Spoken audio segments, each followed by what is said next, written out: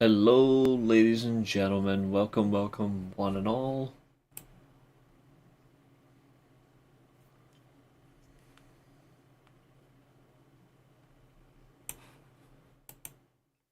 How are we all doing?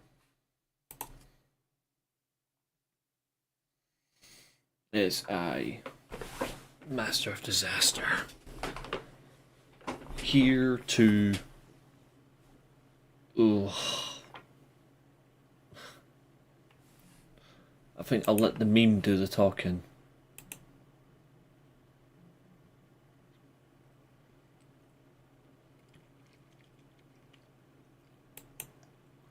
Yeah.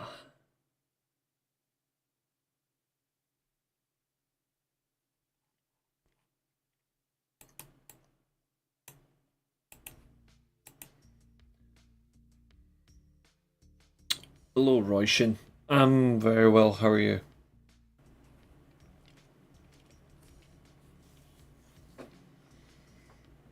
I'm actually dreading this review. That's why I shaved. Oh, I'm dreading this.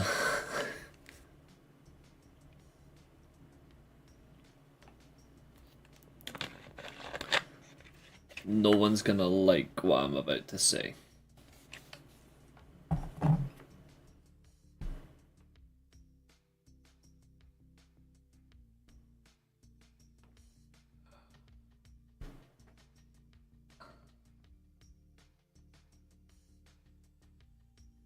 I I don't know how I'm gonna say. I can't.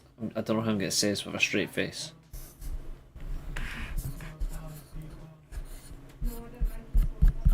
How do I say it with a straight face? Whew. Deep breaths.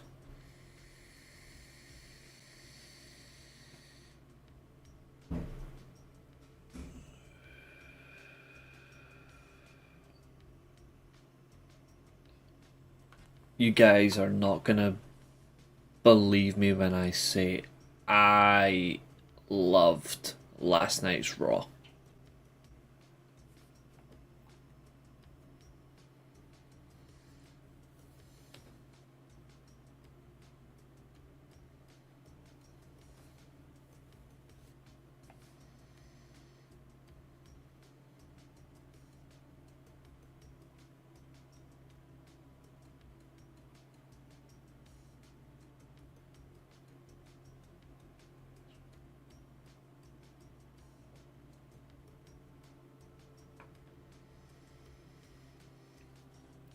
No, I didn't. Honestly, I hated last night's show. Jesus Christ. If last week gave us a question, this week gave us a new one. Let's have a look. What did I call last week's show? For 2 seconds. What did I call last week's show?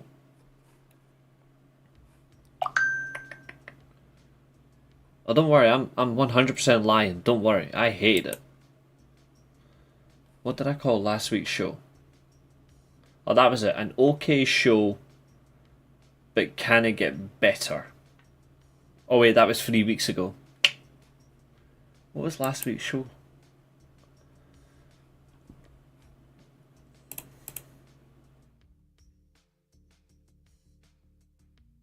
Because it got outdrew by TNA because TNA is better. Oh, that's it. WrestleMania reviewed and Raw after Mania recap, so I didn't even get far.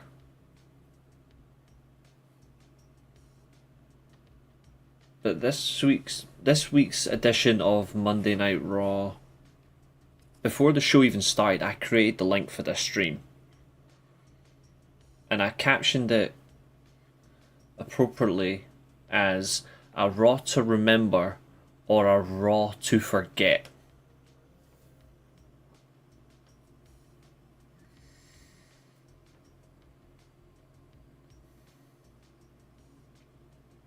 Honestly,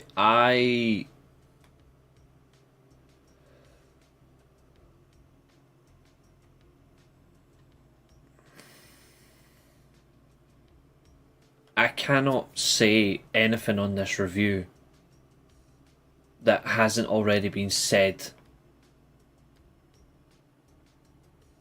for months. And unfortunately, there's some things, obviously, because it's new every week, even though some shit stays the same, there's new stuff we need to discuss. Catherine says she's going to be live at Dynamite. Cool.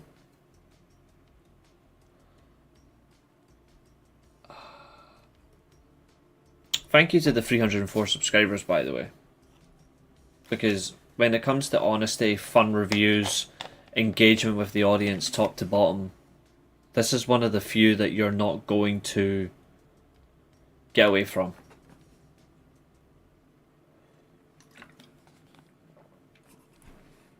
The highlight of Raw was Becky Lynch. She is the best woman in that division. See, I know that you are trolling. Because I know you don't believe that.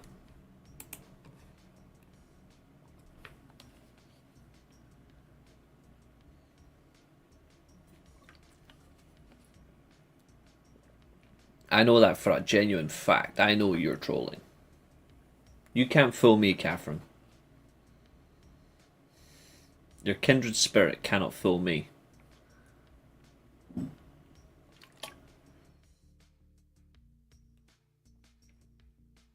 We are going to get to her tonight as well because she's a big problem. We'll get to her, but she's not immediate. But as you guys know, we have a way of getting to things. We discuss the shows, we review it, we try and find positives.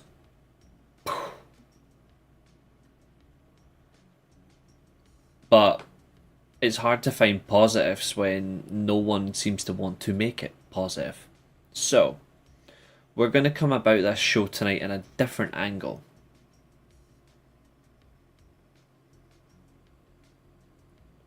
We are going to approach this show like you're studying. Sorry, not like you're studying, sorry. This is going to be your final exam.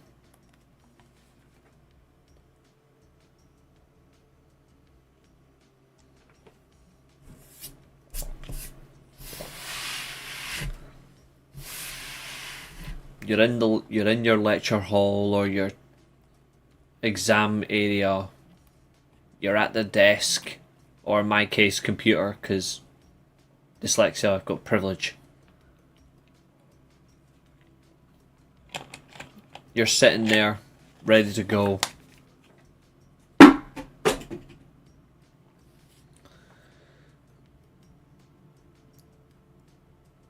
You've got to write an essay to pass the exam.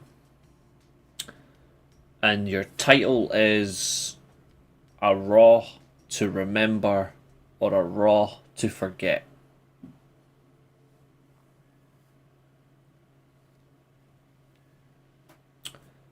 We have 90 minutes to 2 hours to do this. So we've already went 9 minutes into the show. So we're going to treat this like an exam. And we're already at the first part of the question. Is it a Raw to remember, or is it a Raw to forget because of what began the show and how it followed? So, how did Raw start? Forget the late shit. That stuff is embarrassing. I've got no time for that. Let's just do this efficiently in the right way.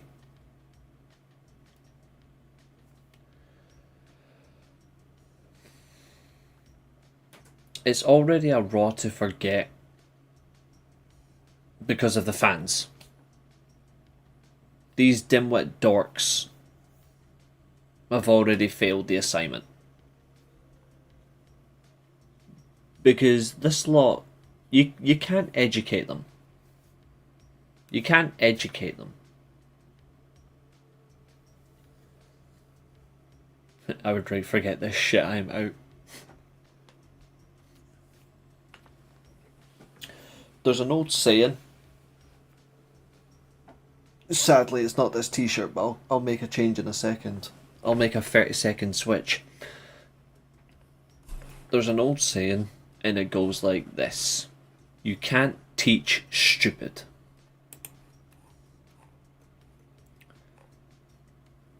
Think about that. 30 seconds. Think about why I specifically said you can't teach stupid. And put it in the chat. 30 seconds. 5, 4, 3, 2.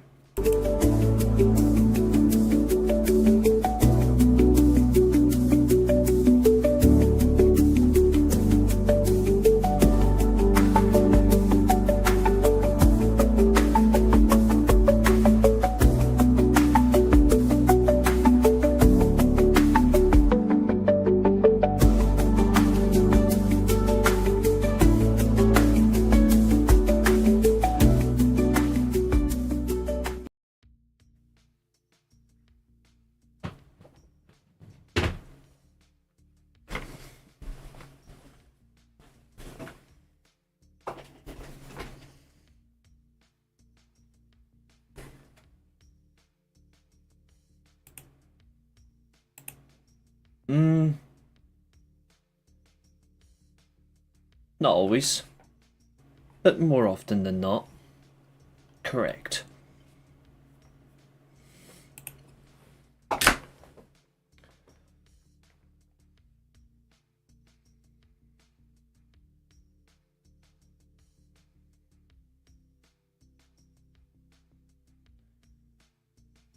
Show of hands in the chat, everyone watching, show of hands if you are a Seth Rollins fan.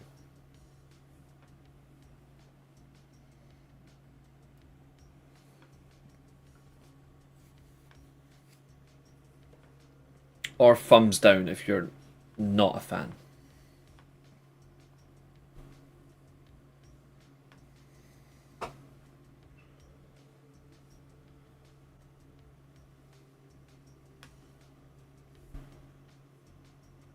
Don't worry, you're not going to get mocked if you're a fan of his or not.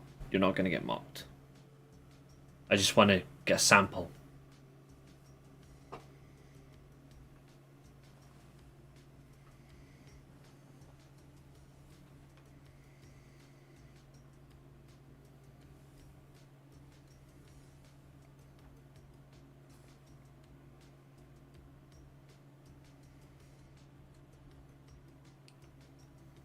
Interesting. You sure about that, Fernando? I'm still waiting for people to show their answer, though. Show of hands in the chat. Are you a fan of Seth Rollins? Okay, Roy Sheen says that she's a fan. Okay. Now chat, tell me if you're a fan of Bron Breakker.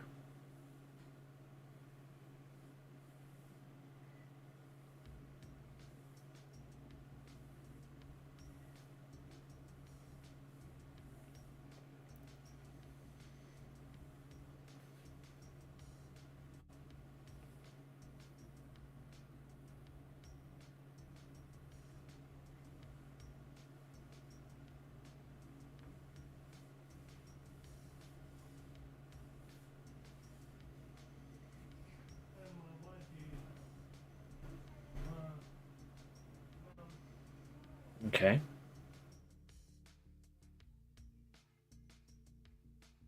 Mom. Shut up!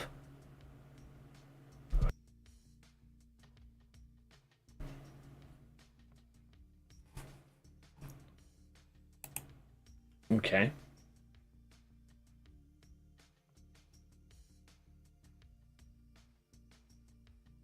Now show of hands if you're a fan of Paul Heyman.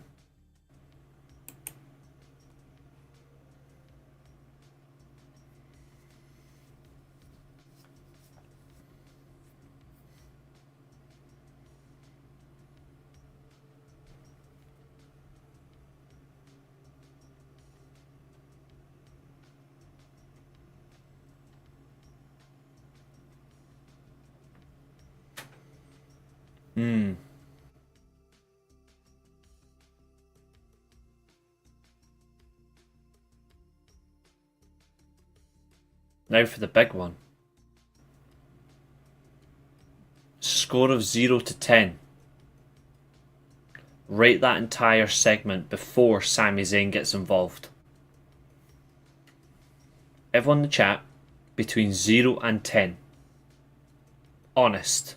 Rate that segment.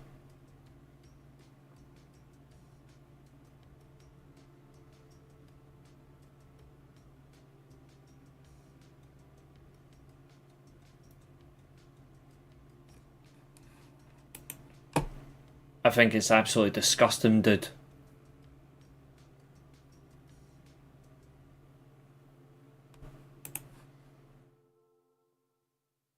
Fernando says a 7. Okay. Hello, Lark. Roy Sheen says 6 or 7. Maria says 4. Okay. Some sample sizes. Okay, we're getting some samples. Now, based on your current score, Catherine says 3. Now, base it on your current scores you've given. I want you to rate the entire segment after Sami Zayn got involved. We are indeed Lark Barking. We're treating it like an exam.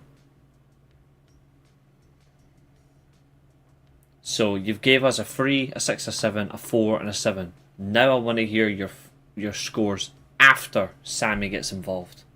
Catherine sticks with 3.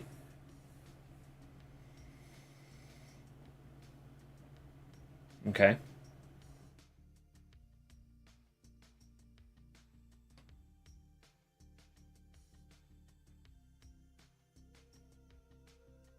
Fernando says 4. So it's a big decline from Fernando. That's interesting. I respect that. One person sticks, the other drops their score. Maria has dropped. Actually, no, Maria's stuck with a 4. I like that. So to everyone that is in the chat, there's 15 of you. Well, 14 on YouTube. Roy Sheen says a 2. Okay, so you guys are learning the lesson. Wonderful. Excellent. We can proceed. This segment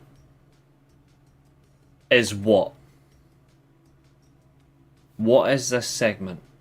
Now, I'm not looking for words like awful or dreadful. There's a very particular word that sums up this segment. No, it's not an insulting type of word, Catherine. It's a different type of word. And it's 6 letters. 6 letters, 1 word. What is this segment? It's a very, very important word.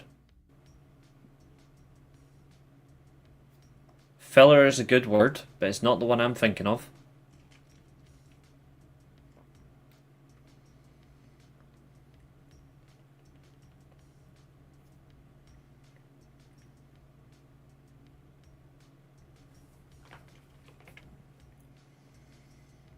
Mid. Appropriate. Very appropriate. Favour is 5, unless you use a different country's form of spelling, then it's a 6-letter word, but it's not favour, but that is that's part of it. Okay. It was all about favours, yeah.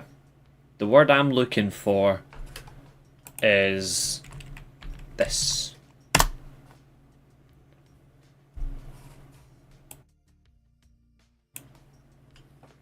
It's a repeat. And it's even more insulting that it's a repeat, because you've now brought back Sami Zayn into this thing when he already makes it boring and uneventful and not interesting, and you want to skip it, but you can't because you have to comment on it. This was a repeat. really badly done. And you can't even get away from it. Or you can't escape the joke.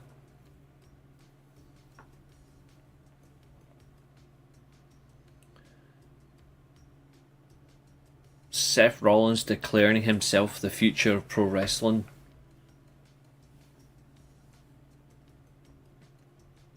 Dude, you're not the future of anything. You can't be the future when you're close to the way out. Even my decorated space agrees with me.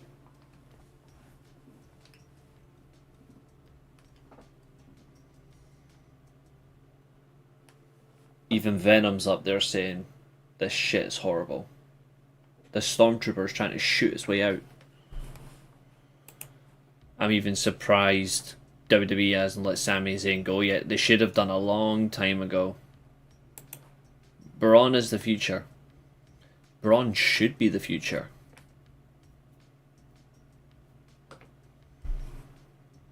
Keyword, should. Because he's got the talent. He's got the look. The charisma. The ability to back up in the ring. And yeah, he's going to play second fiddle now.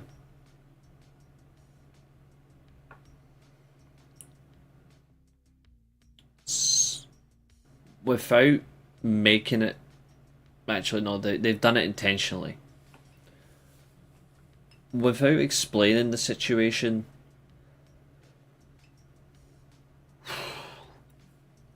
they have made a massive mistake. Now, people moaned for a long time.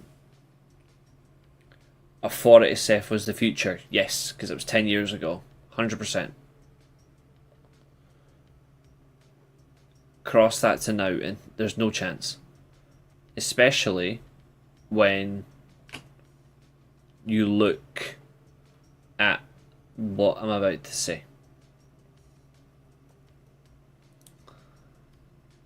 For multiple...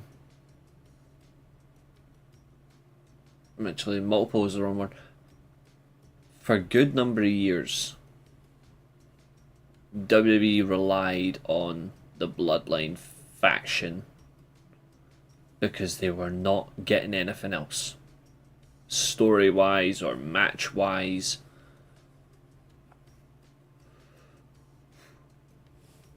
It was Bloodline this, Bloodline that. I didn't like it in particular. For me, that's not my preference. But that's what it was. Bloodline this, Bloodline that.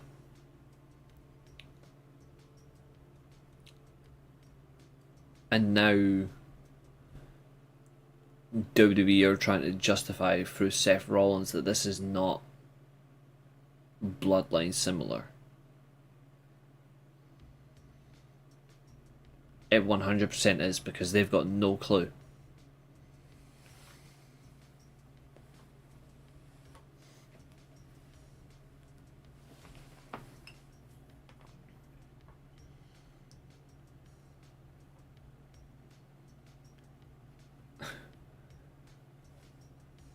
How can you expect people to enjoy this when it's the same thing since 2020? Like, are they deliberately trying to make people forget?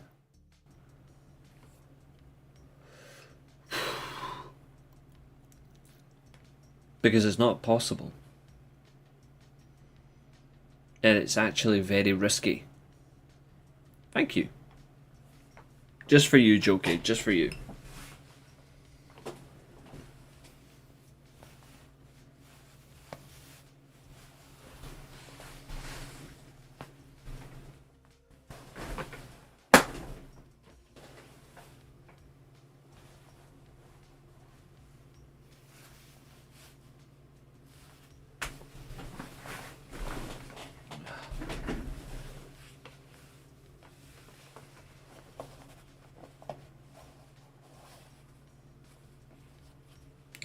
idea what that pop was, but that was weird. Felt random pop. Yeah. They have Pawn. One of my favourite factions.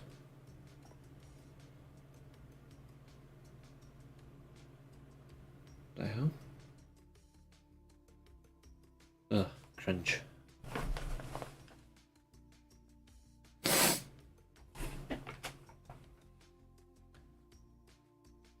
If Sami Zayn is reminding you that this is the Bloodline faction to the person who hated the Bloodline faction, who doesn't want to make it like the Bloodline, then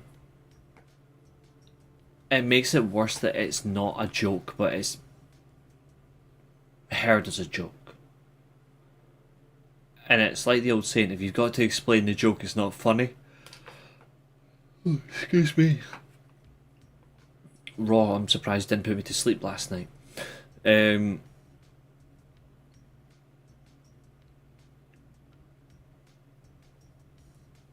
If Sami Zayn is having to tell you that this is basically the Bloodline 2.0 or 3.0 or whatever it is, and it's not even remotely wanted, then it's you kill the joke. But it's the fact that they've got Seth Rollins trying to justify that this is nothing like the Bloodline. I don't know what's more worse.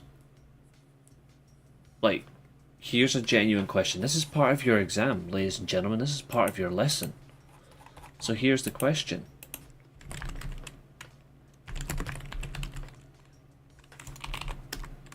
I want you guys to decide.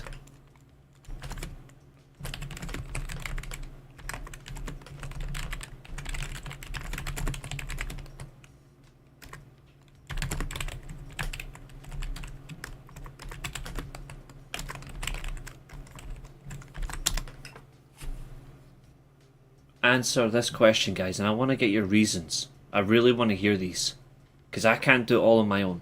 We're going to need to do this as a team effort.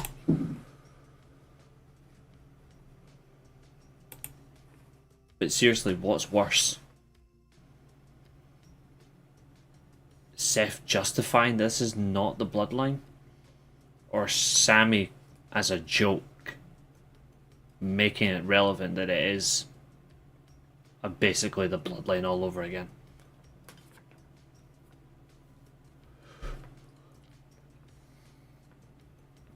Catherine, you got to pick one. Both isn't allowed on this circumstance, although both in any other way I would say is a valid answer. We need to really establish what's worse, because this is where the fright of the creative comes into my head. We need to establish.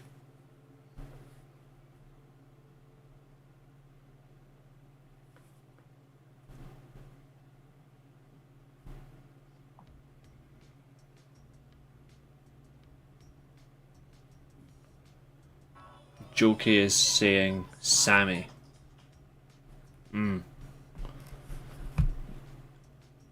Sami making it all a joke and then saying it in front of the entire audience. I'm inclined to agree. But I honestly think it might be Seth, which is worse. Now, it's worse for him because he's meant to be a heel, and he's listed as a heel, by the way, on the heel roster. But he's getting babyface cheers. It doesn't work. And it doesn't help that WWE keep leaning into this. It's why I said John Cena as a heel was going to fail. Because the same thing happened. They keep leaning into the babyface reactions and try to cover up with heel words. It doesn't work. It's gonna bite them back in the ass. And it's not going to be pretty.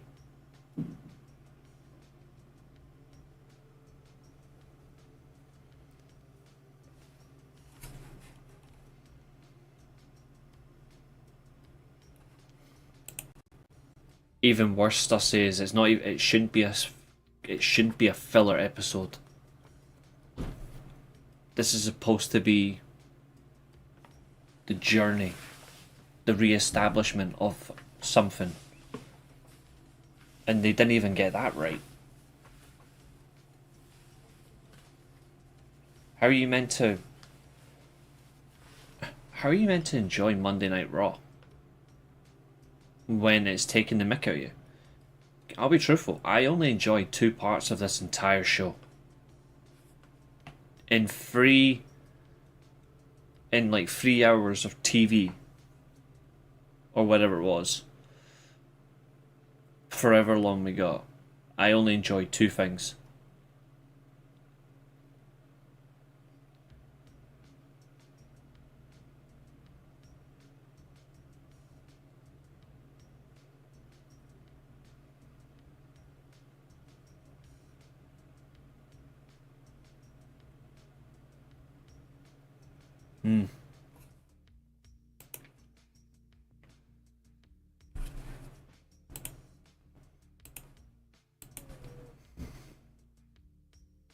You know what I'm so tempted to do?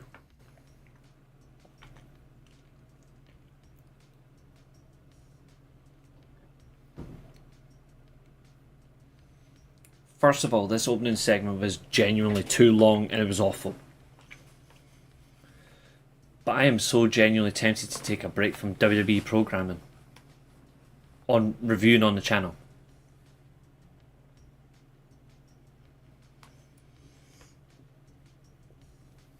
Like, I'm genuinely tempted.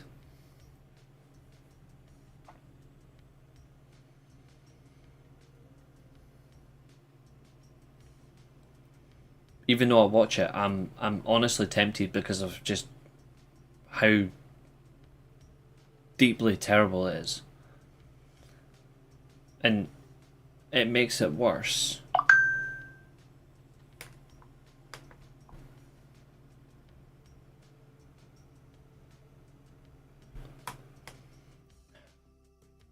One thing that's even worse is how gullible fans are. Like, people that are going to do this. Now, I'm using the correct sign, because obviously it's currency specific.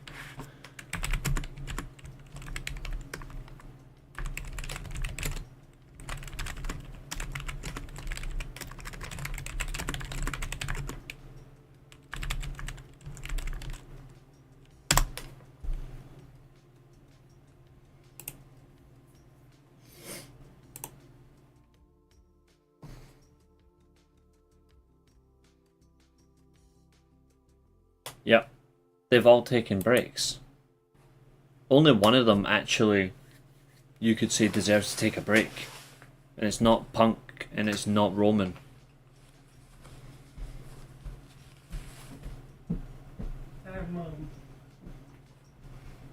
But how can...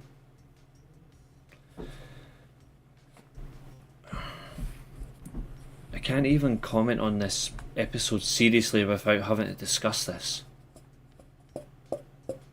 How on earth can you establish a fee of $40,000? I don't understand.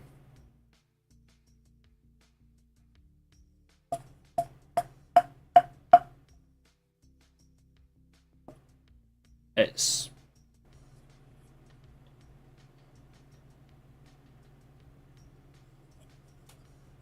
I'd love to say that this is unheard of, but it's price gouging. It's now gone to the extreme. But how the hell can you come up with a value of $40,000? Truly, it scares me. that they are actually pursuing this. I don't understand this at all. Jokey, I wish I wasn't lying. Catherine can corroborate.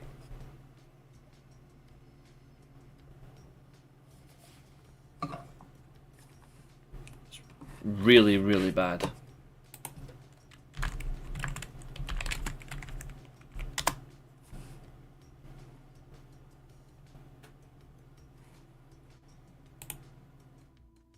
Look.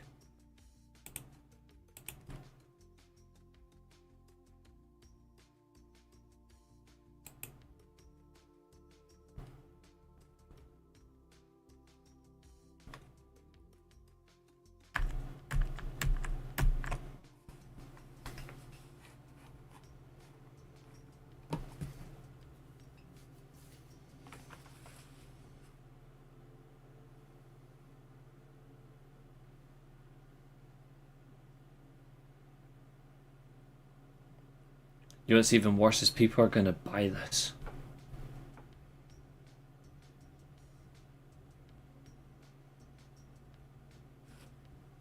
They're going to buy it and they're actually going to pursue it.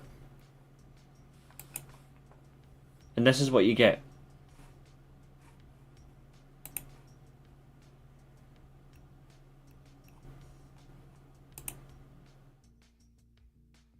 I'm going to show you.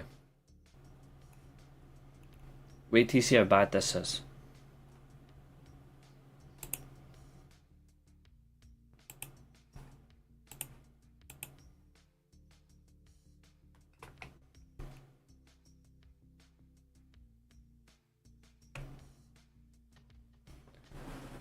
So, if you want to go and get all these perks for spending that stupid amount of money at MetLife Stadium for 2 nights of SummerSlam, this is what you get.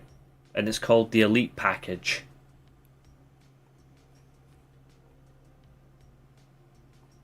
If they're sold out of this already, then whoever those people are, you need to be gone. So, great question. What are the inclusions? Well, this is what you get.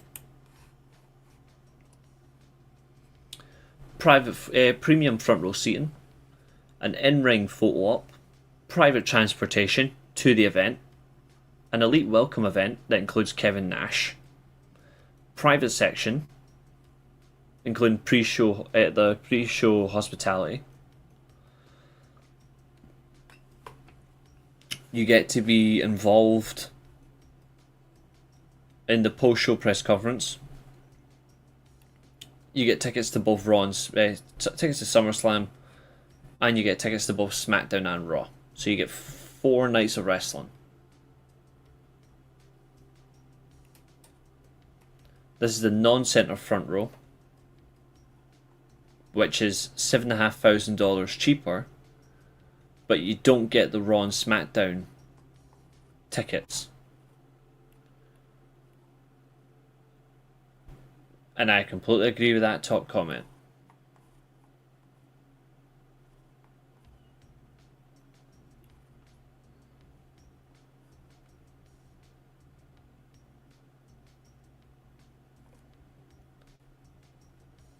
See that right there?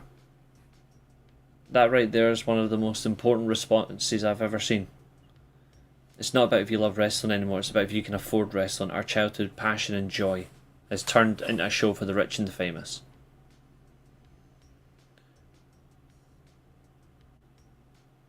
See, this right here is just a dork, so I'm not taking him at face value.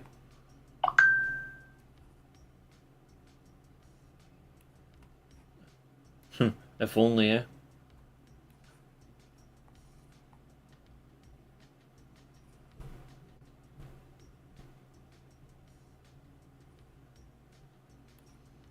No surprise this Mark is here, even though I follow him on Twitter. Told you there's TNA marks out there that aren't helpful. But yeah, those are real. telling you now. See, if I was there, I would be like, you're giving me the job for the day. Sadly not, but they should be.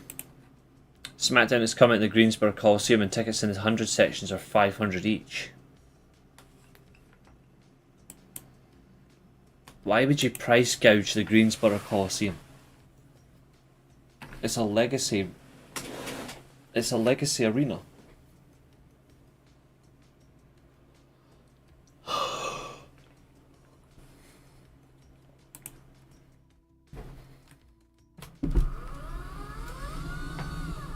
WWE cannot continue to get away with that.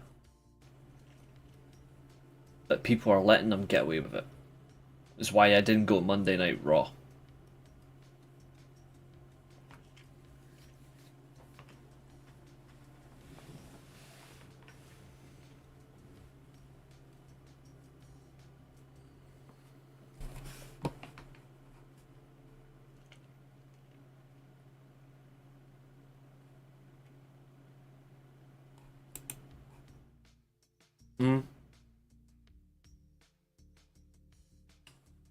You probably could.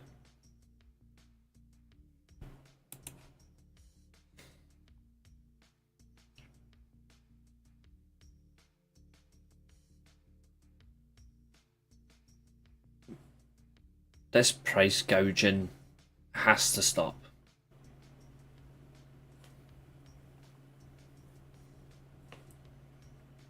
Because you get nothing out of it. I don't care if you want to be, oh, record broken.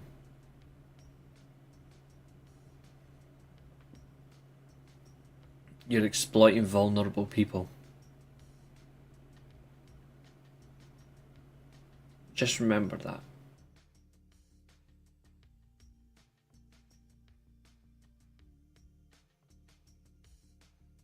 T-shirt not included. You're exploiting vulnerable people with that. Because people will see the names and go, oh, I'd love to meet XYZ. But they can't afford it. And then people that aren't wrestling fans. People that aren't wrestling fans are just rich.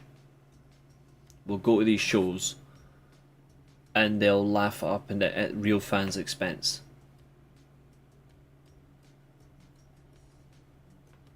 It's cruel. Whoever came up with 40k tickets, you're pure evil. You are pure evil. Now, I said I enjoyed two things on the show. So let's get to the let's get to the first part. Rhea Ripley versus Roxanne Perez.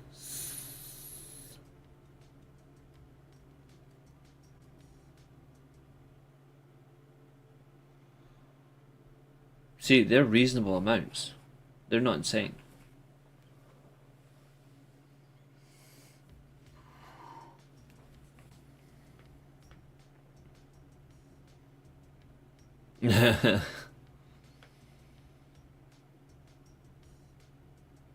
Oh, Stussy, that's a great comment, Stussy. That's a great troll comment. It's too bad that they'll never fix it.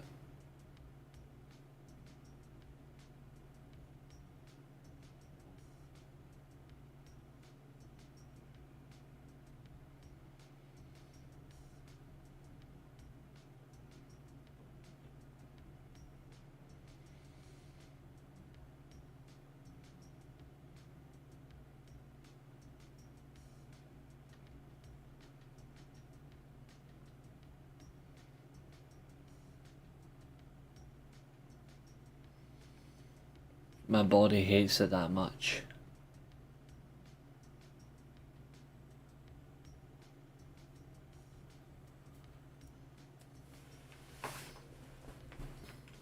Stussy made me laugh that much on the inside that I actually shed a tear. Can't remember the last time I laughed at that. Can't remember the last time I laughed like that. On the inside.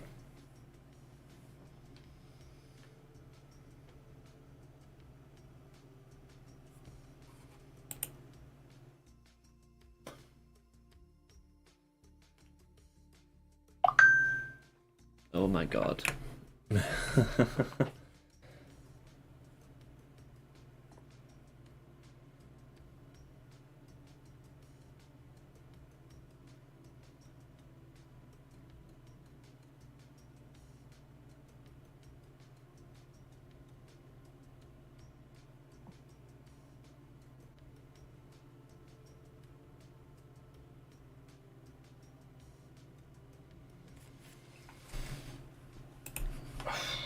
They are quite expensive, yeah.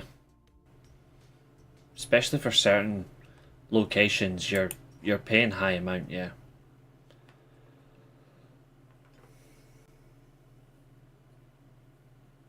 It's not great. Yeah, so let's get to one of the few positives.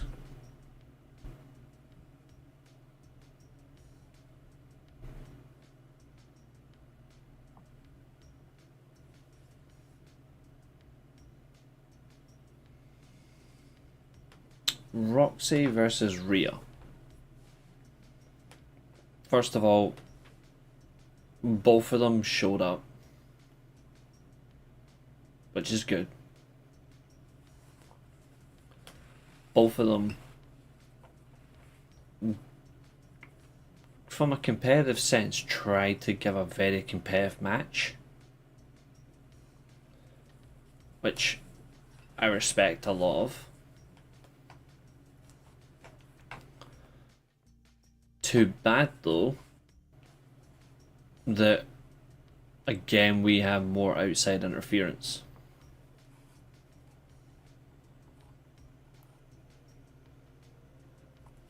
I don't know about you, but WWE are starting to do a lot more DQ finishes.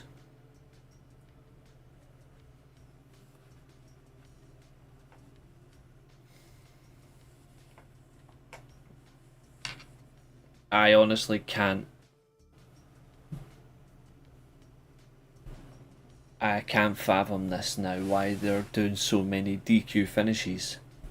This is what, even though the product was fun back in the day, this is what people got annoyed at WCW about. They had a lot of DQ finishes. It's actually quite nauseating that we're getting a lot of DQ-esque finishes on TV, especially when it's talent that can do the job.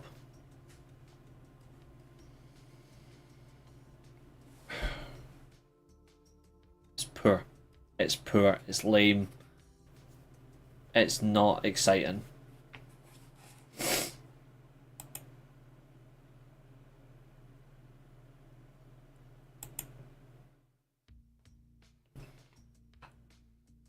Roxy working the leg, of course. Rhea was selling that very well, that is important. That's her job. She sells it well, which gives Roxy a little bit more confidence that she can find a way to fit in. I do like the manner that they've gone about this. I just don't like that we had to have interference. And I don't think Julia and Roxanne Perez should be a tag team either. At least not as heels anyway.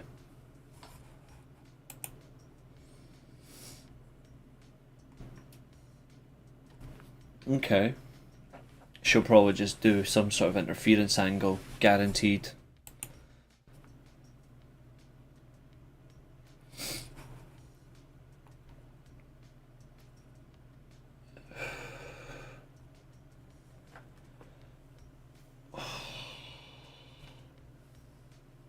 Now I'm about to develop a second headache. Weirdest tag team since Aleister Black and Ricochet, yeah.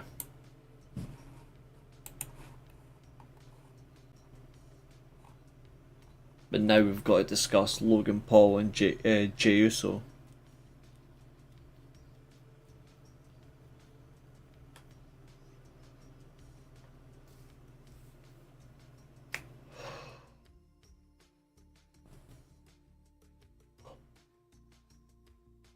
Jey Uso puts me to sleep.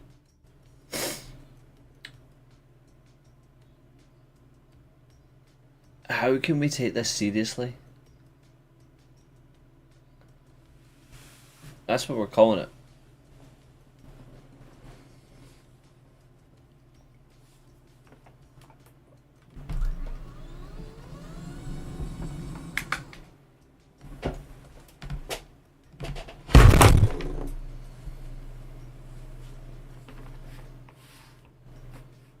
That was awkward.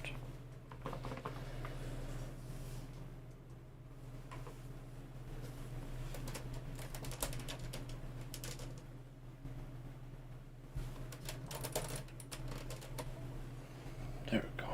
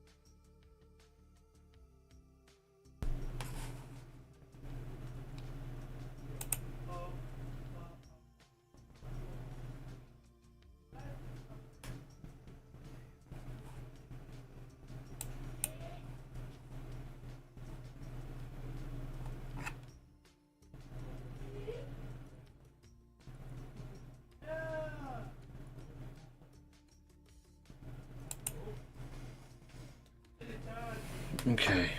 Strange. Okay, moving on. What is this meant to be? Why are we getting Logan Paul versus Jey Uso? Like, how much more hate do they want to develop? Because that's what they're forming. They're actually forming hate. And it's not going to heal. No one wants this. No one's asked for this.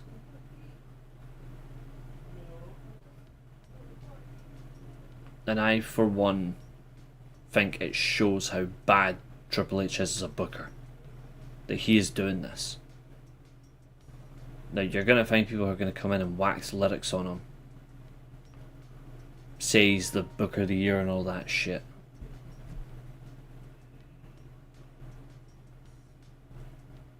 But this is the stuff that makes you want to vomit. It's really bad.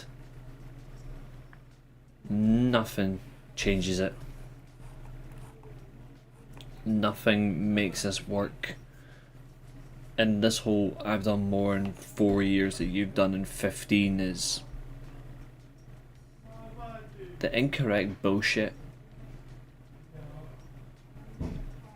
does nothing. All that is pathetic.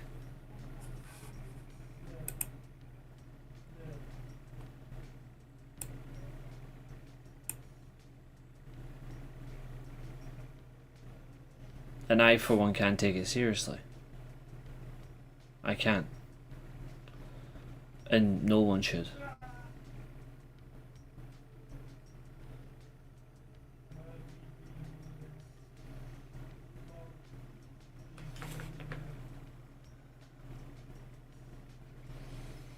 Calling him an entitled YouTuber, on the other hand, I mean, adequately put.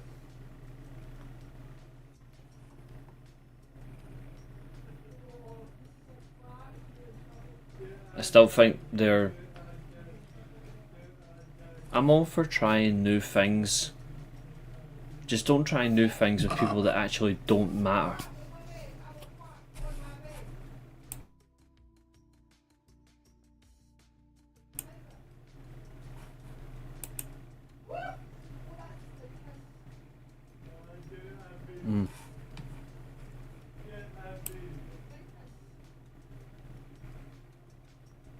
People are fucking stupid in this house.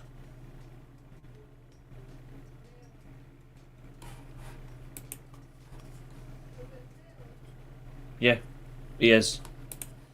The only time the mid-card title felt important was those 5 minutes Drew had and he was holding it to Punk's face. No, I agree.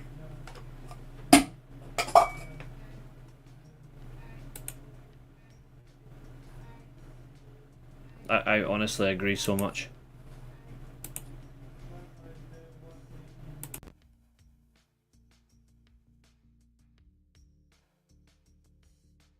See if that does it.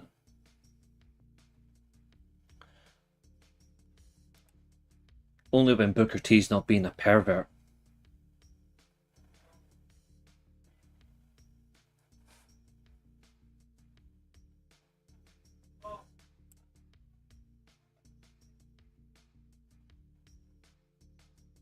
Yeah, I said that.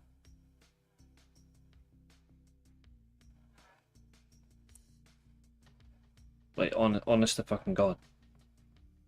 He is honestly one of the worst I've ever heard. The guy's disgusting.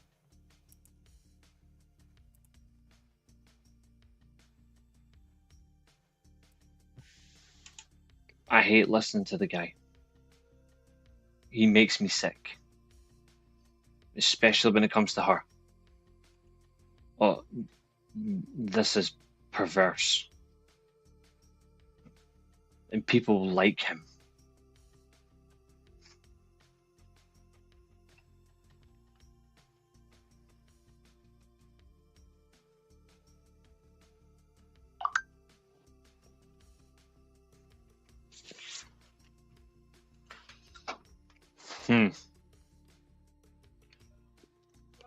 Exactly.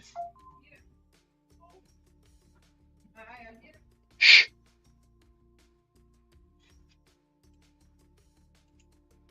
That'll work. Now I can put my mic back on.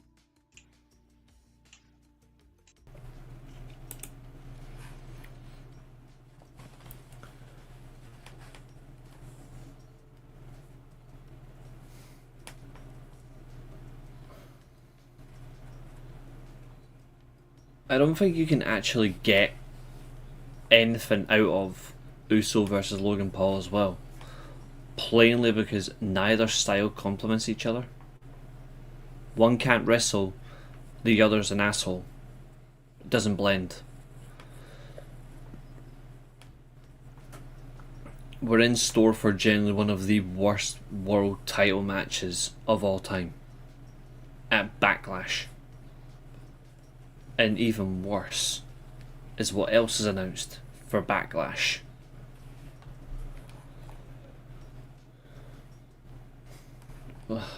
They're expecting Jey Uso to win so he loses to Seth Rollins, but even so it's just mad. Because nobody wants it. Judgment Day segments again.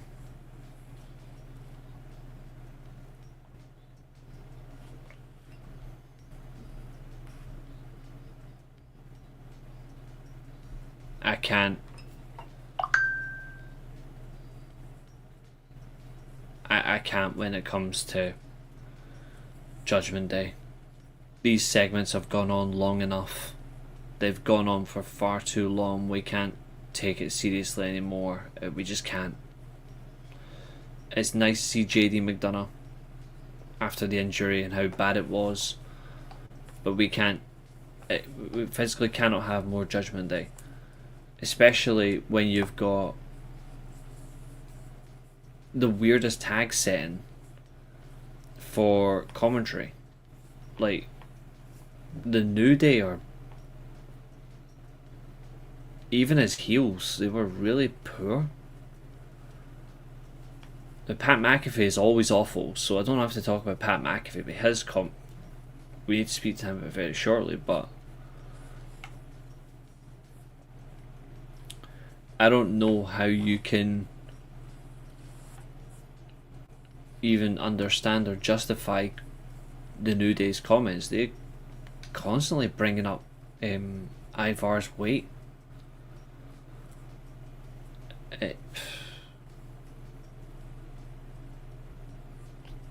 I don't know if it works.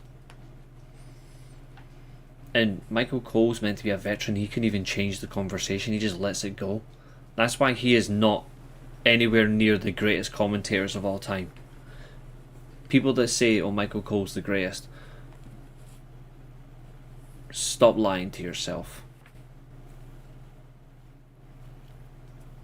If you value everything that there is about pro wrestling that you value, then you shouldn't be calling Michael Cole the greatest, or in the conversation.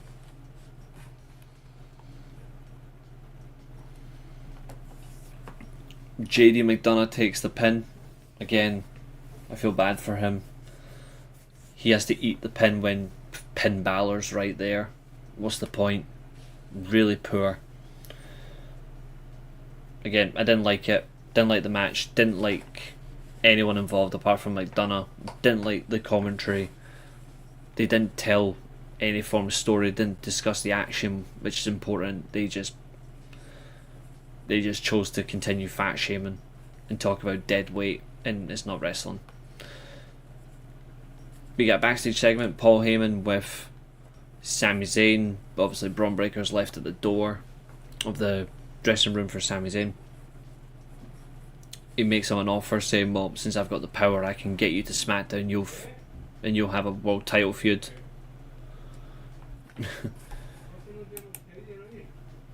You should go to a show, just have pinned back. Yeah.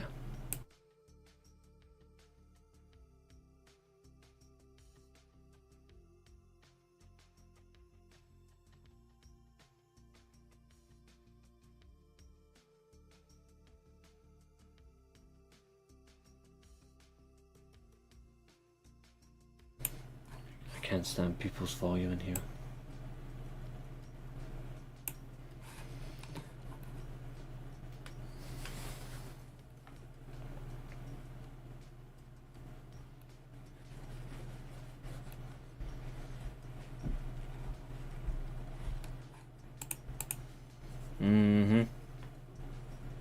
Literally.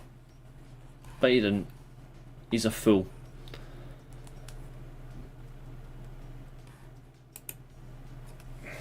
And we know what happened to him to close the show. Moving on swiftly. Becky Lynch is here to talk her heel turn. Why she turned on Lyra Valkyria.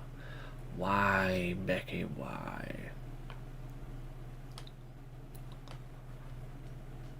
This has got to be the worst excuse I've ever heard. I did it because Lyra asked for help. She went to Bayley, who I've been fighting for 6 years.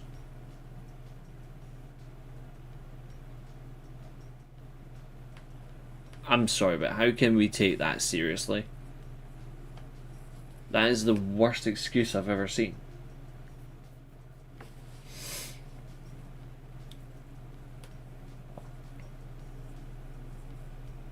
And the promo as well. People said Tiffany Stratton's promos were bad. This was worse. Like, this was genuinely worse. And there was no energy, there was no passion.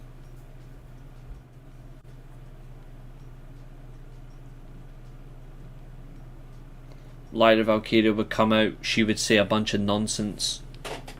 Standard, because that's what she is. She's nonsense.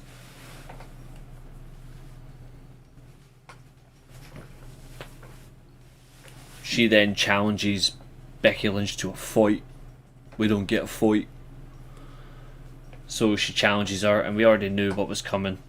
We knew that it was going to be a match between the Dipsy Doodah and the Suffering Succotash. And we've got the match for Backlash. Women's Intercontinental title match. And my excitement level for this match is a 0 out of 10.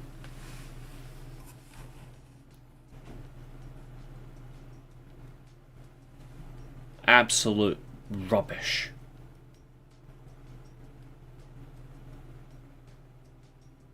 And why does every wrestler who goes up against their hero, why do they always have to go and say, oh, I am automatically a better wrestler than you, or you can't wrestle? Why is that becoming a thing now? Like, what's next? Alex Riley comes back to challenge The Miz and says, well, you can't wrestle, but I can. Like, it's cheap.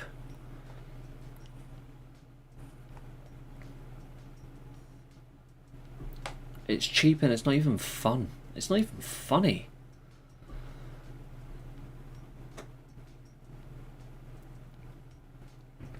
We got a video package of Rusev, the Redeemer. Funny that, eh? Don't want to copy AEW, but you copy an AEW gimmick. Cool beans, bruh. Cool beans. He's crap. He always has been. The absolutely beautiful, riveting and dangerous Stephanie Vaquer makes her way to confront her challenger. Well, not really. Should have been a challenger, to be honest. Her opponent, Ivy Nile. Stephanie Vaquer is glorious, incarnate. I really enjoy her work, and Ivy Nile really underrated. I like this match. This was actually relatively good. It was, like, seriously relatively good. I think overall you get to see the fun. You might as well come back with a pink Mickey Mouse shirt, exactly.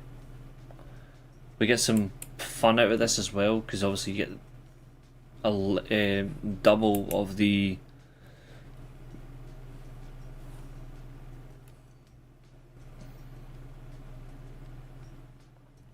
like that face buster thing she does, that devil's kiss thing. We get 2 of those. Thankfully Booker T's not here, because Booker T probably would have been, well, incredibly inappropriate. PW Insider are just copying the weekly Steelchair, which is funny. No surprise.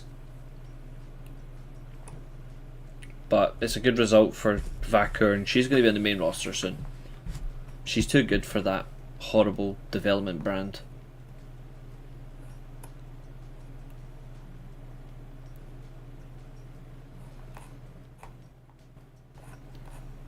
One segment to go, then the main event.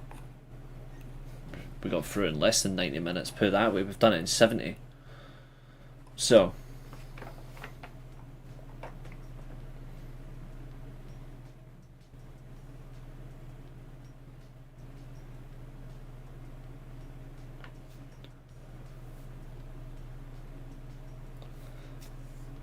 that's my opinion when it comes to NXT talents challenging for TNA titles, Stussy. That's my exact same thing. It's annoying. Speaking of annoying, Pat McAfee.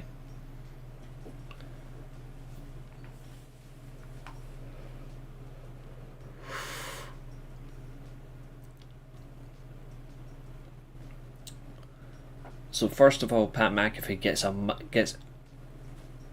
gets people to chant Michael Cole. He wants a fight with Gunther.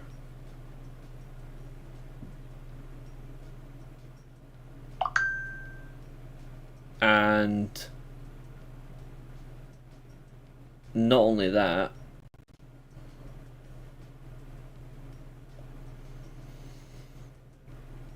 they're making it a match at pay-per-view.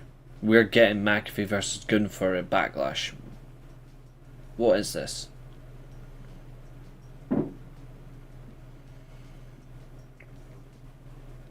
Make it make sense. Why are we getting this as a pay-per-view match? You may as well cancel Backlash.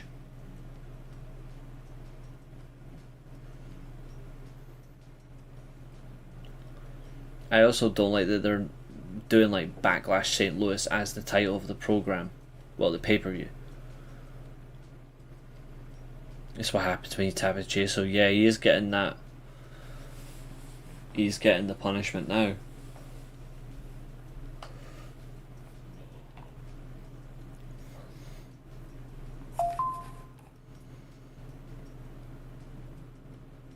It's just really, really bad. And also, you have Gunther suspended, but it makes McAfee look weak that he's automatically back on the show. After what happened last week, it makes Gunther look weak.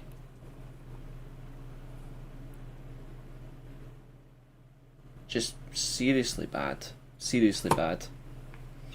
I don't want to see it. I'm not even going to entertain the discussion on it.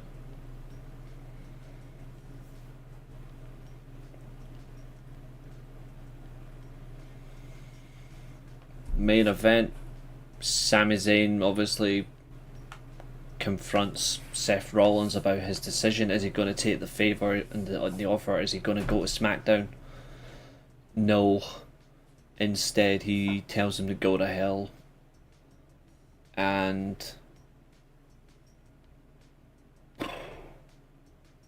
he gets brutalised. On the same moment before he comes out, of course, Jey Uso does get knocked out by Logan Paul, so that was funny.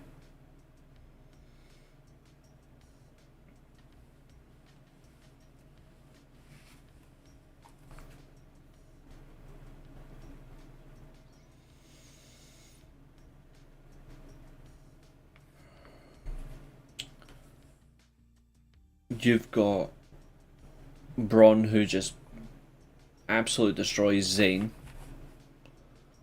3 spears. Then he does that outside the ring super spear thing that they call it.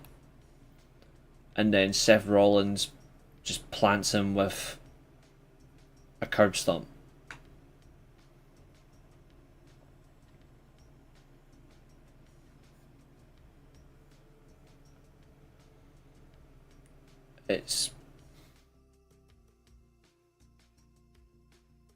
That's the most exciting thing that Rollins has done since he's turned heel was this curb stomp. But the weird thing is it's not going to change people's minds on this whole faction. It's not going to change people's minds on Rollins.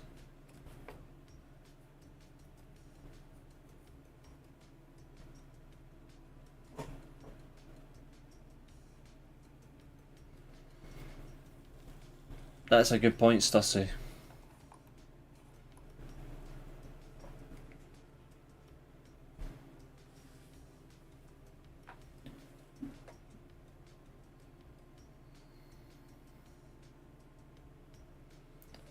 So for this week alone, was Raw to remember or Raw to forget?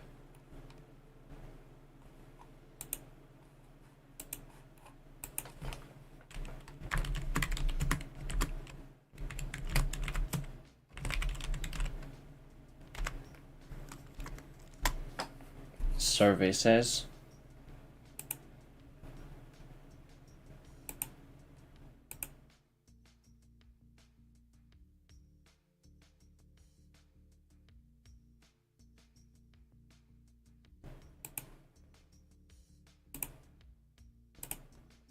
Last week was about re-establishing the product after a horrible WrestleMania.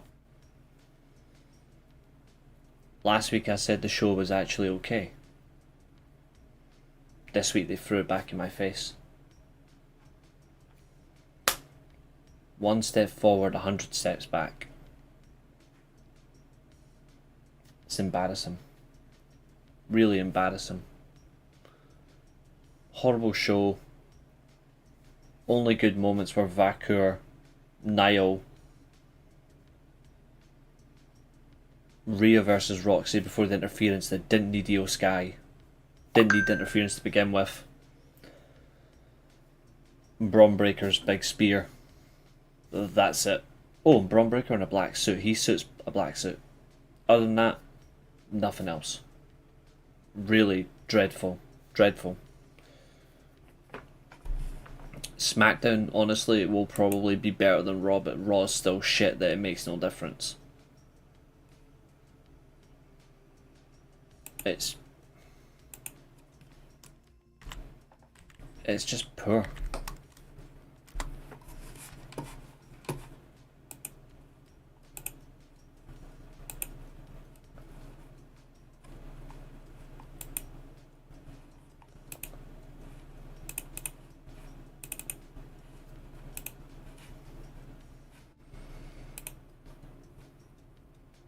Let's wrap up with your Q&A, folks.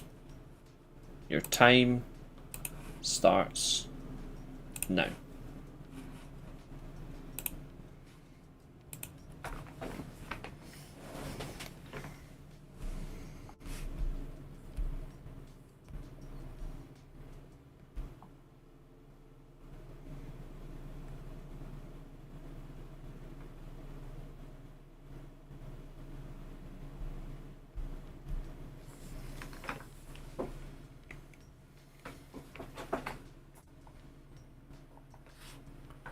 We deserve better. As wrestling fans, we deserve better. It's not hard to ask. Do you think Sammy will join the faction?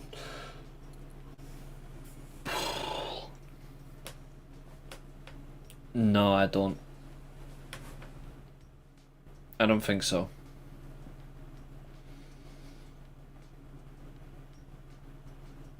But it wouldn't surprise me if they try it.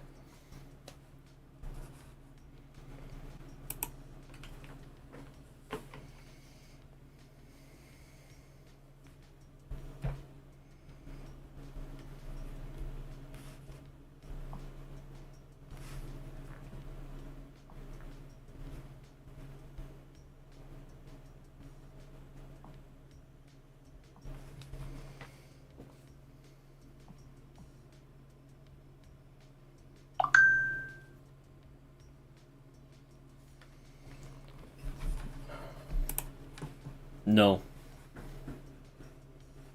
Because it's the exact same concept.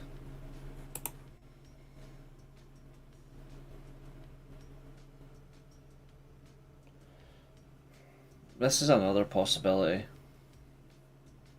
It's just too bad that it's not original or fun. Nobody wants to buy into this.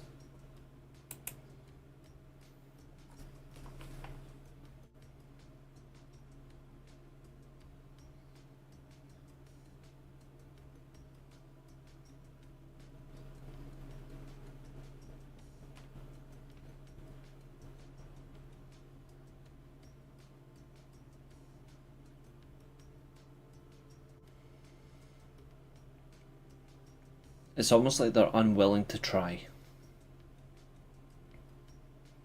And they're happy not to. Because they don't care. Which I find deeply insulting. Who do you think had a better second half of their career other than HBK?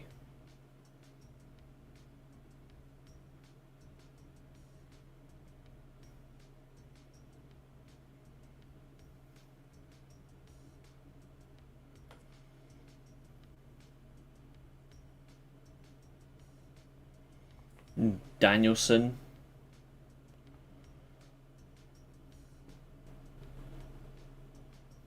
Kurt Angle, Bret Hart, Taker,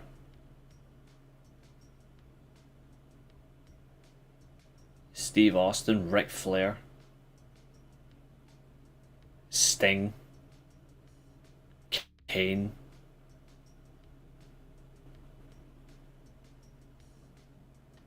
Mick Foley. Matt Sydal. Brock Lesnar.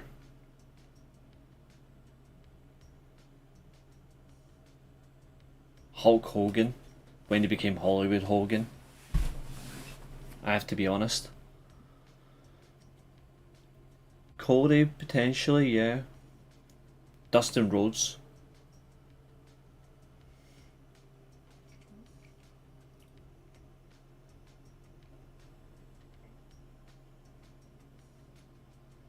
Gail Kim, Mickie James, Velvet Sky, Deonna Purrazzo,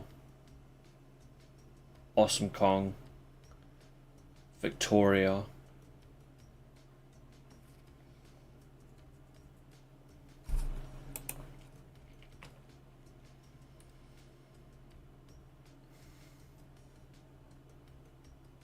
I would cut some of the titles down.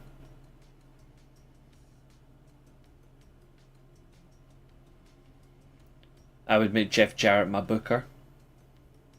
And like, I would have Jeff Jarrett as my lead booker, and I'd have him have the creative team. And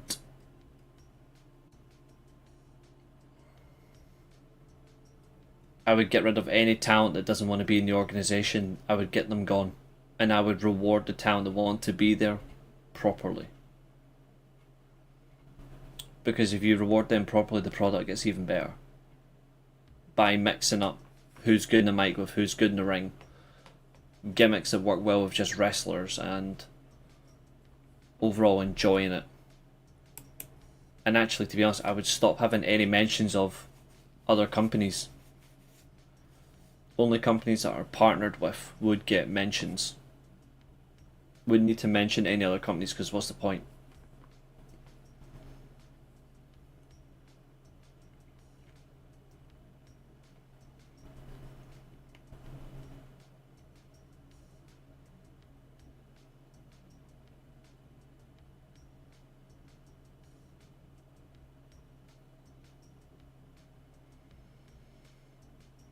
Great question, though.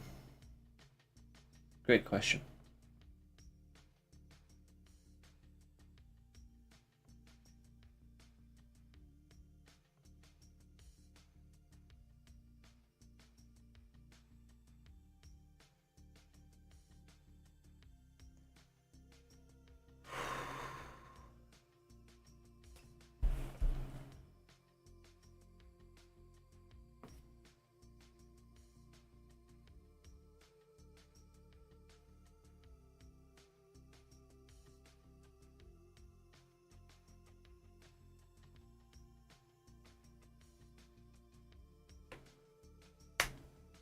But that's what I would do. All of them, that's what I would do.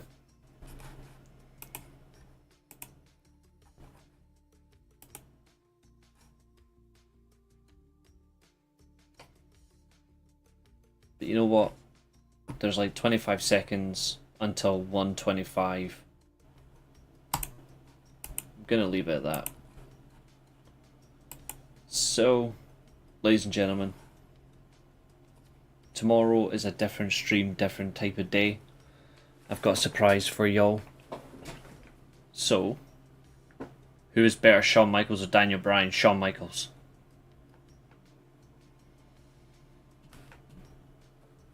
Danielson was a great wrestler, but Shawn Michaels, he's the reason Daniel Bryan became what he is, because he taught him.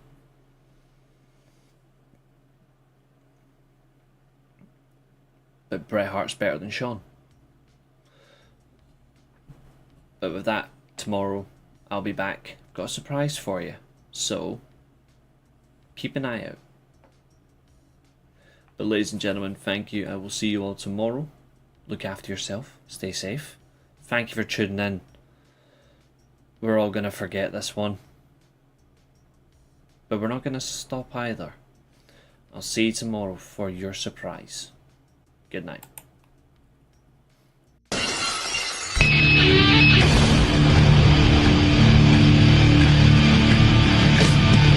my life in the box in front of me.